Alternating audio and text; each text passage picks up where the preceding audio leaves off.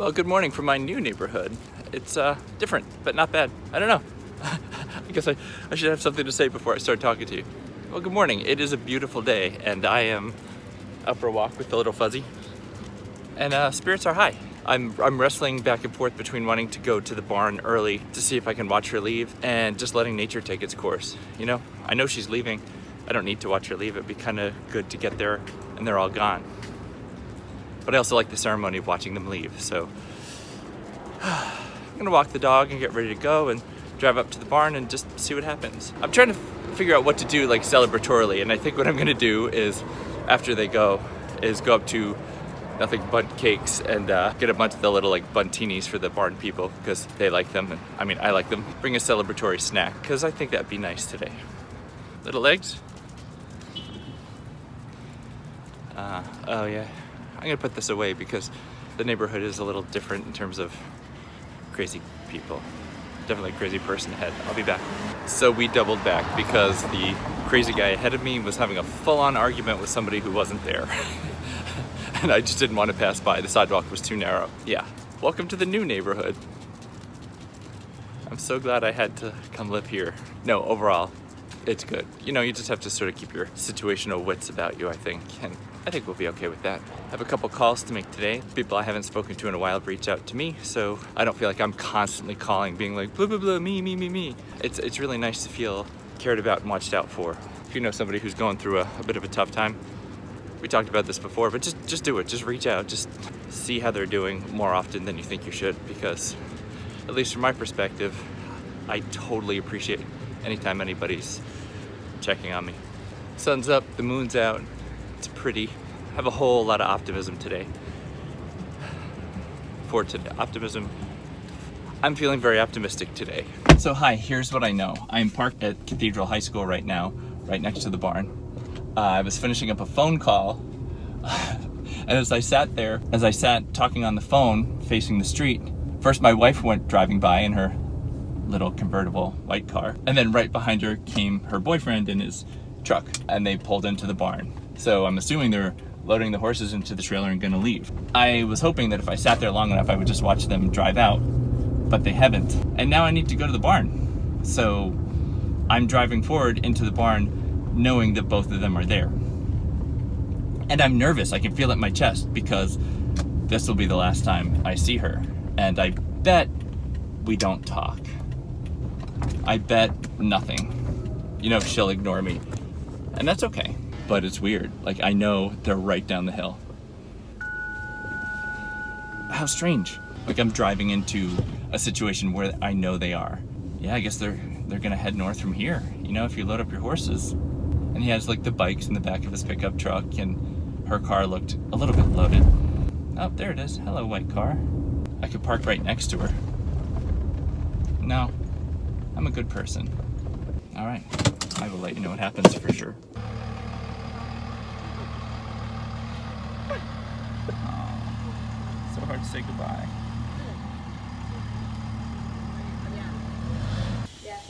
Yes. Oh, I forgot. No! He's taking down the garage sale stuff.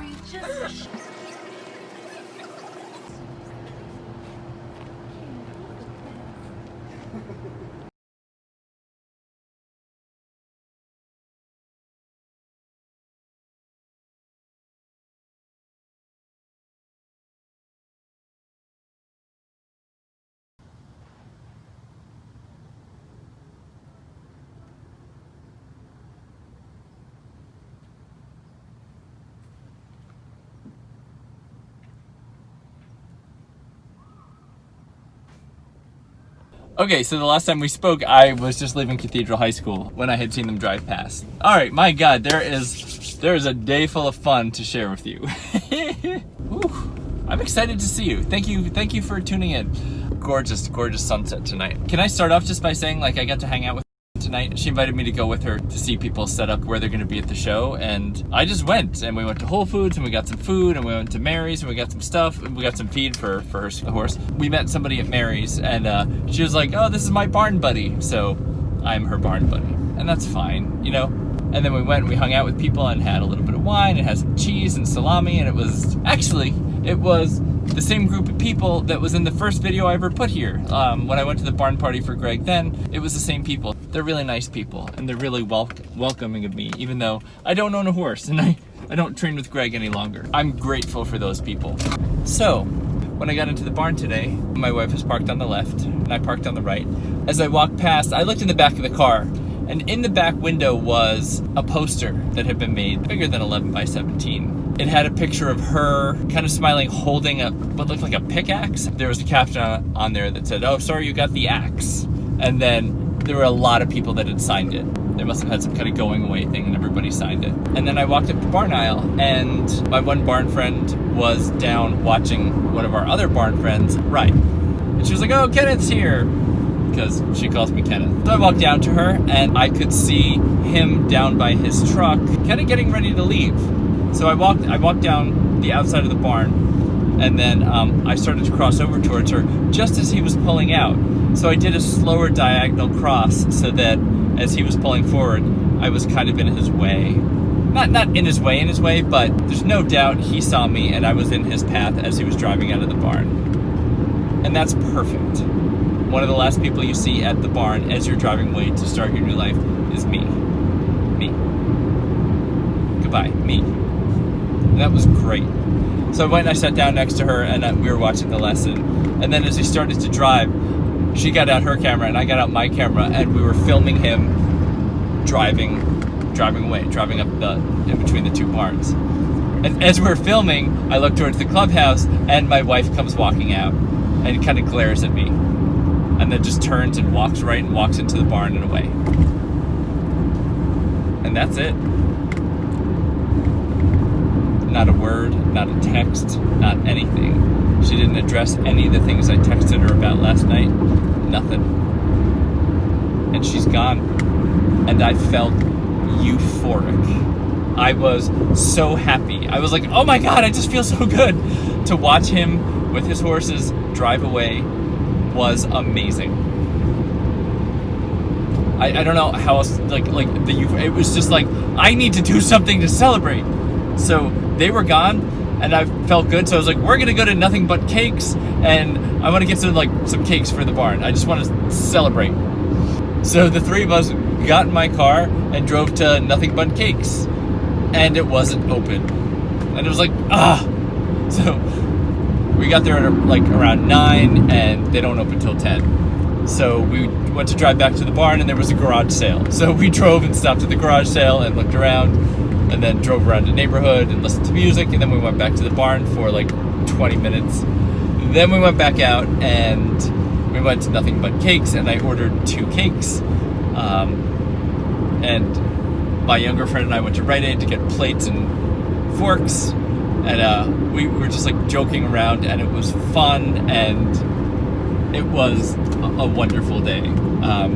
So I brought the cakes back, and I was like, have celebratory cake. I got a red velvet and I got a lemon cake, and people ate cake, and the ones who knew the situation were happy for me, and the ones who didn't know the situation were like, what's the cake about? And I was like, I was just having a celebratory day. Let's just enjoy the day together. And they're like, okay, cool.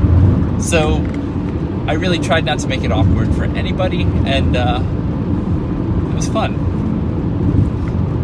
In our 11 o'clock lesson, it was just me and then my one barn friend, and it was an amazingly good lesson. I don't know if it was the cake and the sugar or just the flippin' happiness I was feeling, but we had an outstandingly good lesson today. We did courses and we jumped, and Vinny was in a good place and I was in a good place. Not everything was perfect, but it was wonderful. It was a wonderful day. And I need to text my trainer in a little while and just thank her again, because it was truly wonderful.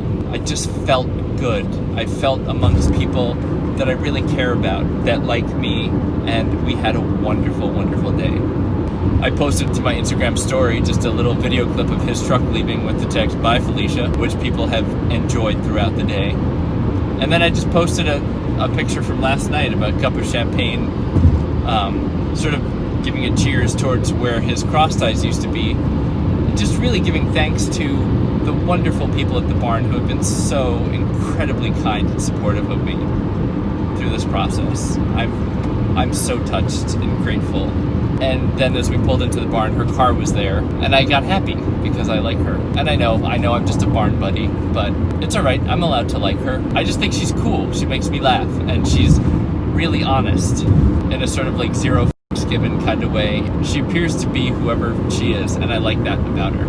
I think I attach more emotion to it because I don't have anybody, but I'm just gonna be friends with her for a while and see how that goes. It's okay to just like somebody.